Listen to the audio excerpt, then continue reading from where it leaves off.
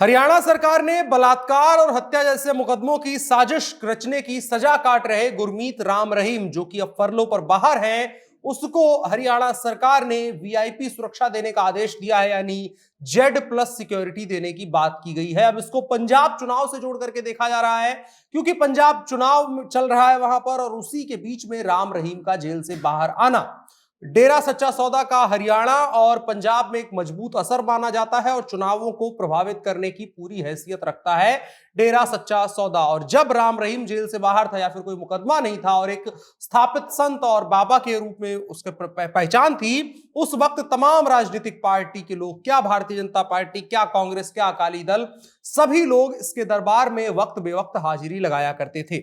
और अब जेल से बाहर आया है तो साफ तौर पर इसको राजनीतिक फरलो कहा जा रहा है। जिस पार्टी ने उसको बाहर किया होगा, जिसने इसके लिए सारा इंतजाम किया होगा, उसके लिए कहीं ना कहीं लॉयल्टी वाला सवाल उठेगा और उसका फायदा उठाने की पूरी कोशिश वो पार्टी करेगी, और वो फायदा पहुंचाने की जिम्मेदारी राम रहीम और उसके समूह की होगी। आइए जानते हैं क्या है पूरा मामला, क्यों वाई सिक्योरिटी मिली है और क्यों इसको राजनीति से जोड़ करके देखा जा रहा है।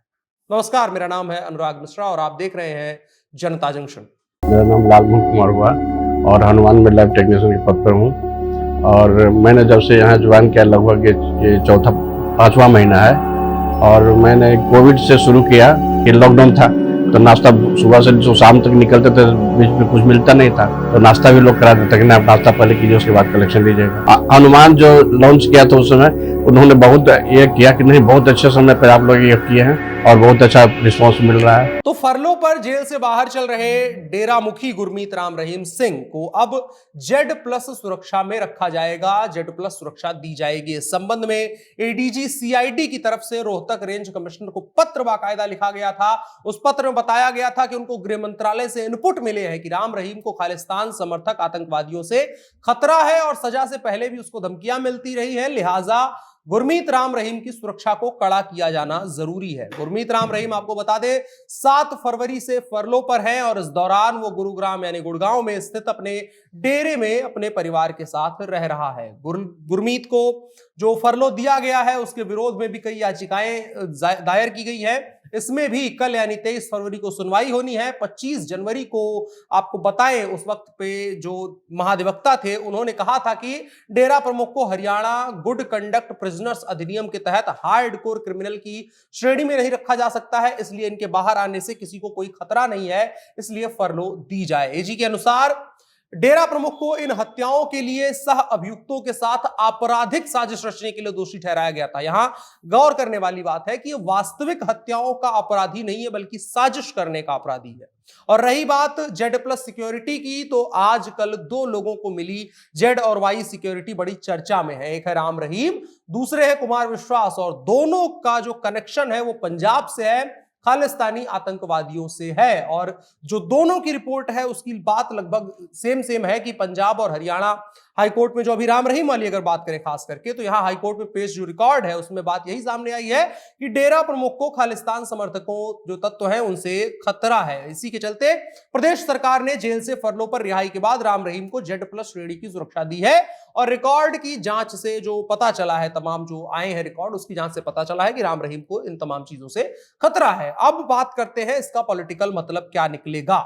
राम रहीम जो कि हर वक्त, जो हर चुनाव रहे हैं, पंजाब में हो या हरियाणा में हो, तो सभी राजनीतिक पार्टियां अपने नफे नुकसान के हिसाब से राम रहीम से संबंध बनाती है और राम रहीम डिलीवर भी करता है रिजल्ट। इसलिए अब राम रहीम जो 15 दिन की लगभग फरलो पर बाहर है, और उसी दरमियान पंजाब में विधानसभा चुनाव भी है। अब इसको कोई कोइंसिडेंस नहीं कहा जाना चाहिए, ये जाहिर सी बात है, ये साफ तौर पर है कि इसका राजनीतिक लाभ कोई ना कोई पार्टी उठाने की कोशिश कर रही है। इसके अलावा जो कुमार विश्वास को कवि हैं और उसके बाद वो अरविंद केजरीवाल के खिलाफ बयान देते हैं और उसके अगले ही दिन उनको वाई सिक्योरिटी देने की घोषणा करता है केंद्र। तो दोनों चीजों को देखिए कि जो भी व्यक्ति खालिस्तान के खिलाफ खुल करके बोल रहा है इस चुनाव में, जो खालिस्तान का जो एजेंडा है, जो किसान आंदोलन के दौरान भी बहुत ज्यादा उठा था, किसान आंदोलन उससे समर्थित है।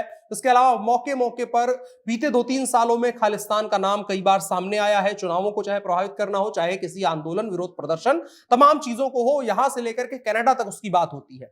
और उसके बाद इन दोनों लोगों को सुरक्षा दिया जाना इस बात को दर्शाता है कि दोनों लोग पॉलिटिकली इन्वॉल्व हैं, क्योंकि खालिस्तान जो है वो पॉलिटिक्स में अपना असर रखता है। और दोनों, जो राम रहीम हुए चाहे कुमार विश्वास हुए, इन दोनों को पॉलिटिकली एक्टिव रहने की सजा मिल सकती है खालिस्तान की तरफ से, और उसको प्रिवेंट करने के लिए, ताकि ऐसा कोई खतरा, ऐसी कोई स्थिति ना पैदा हो, जो केंद्र की तरफ से और राज्य की तरफ से सिक्योरिटी दी गई है। राज्य की तरफ से गुरमीत राम रहीम को जेड दी गई है, और कुमार विश्वास को दिल्ली की तरफ से, केंद्र की तरफ से वाई कैटेगरी की सिक्योरिटी दी गई है। कुमार विश्वास ने दिल्ली के मुख्यमंत्री और अपने पूर्व सहयोगी, अपने पूर्व मुखिया अरविंद केजरीवाल के खिलाफ कई बयान दिए थे, जिसमें उन्होंने साफ तौर पर कहा था कि अरविंद केजरीवाल खालिस्तानियों का पैसा ले रहे हैं, खालिस्तानी एजेंडे पर काम कर रहे हैं, और उसी के बाद सिक्योरिटी मिलती है। इसमें नाम लिया जाना कि किस पार्टी ने इनको फायदा पहुंचाने की बात करी है, तो साफ तौर पर सेंटर में भारतीय जनता पार्टी की सरकार है, पंजाब में भारतीय जनता पार्टी चुनाव लड़ रही है, कांग्रेस जो है वो अब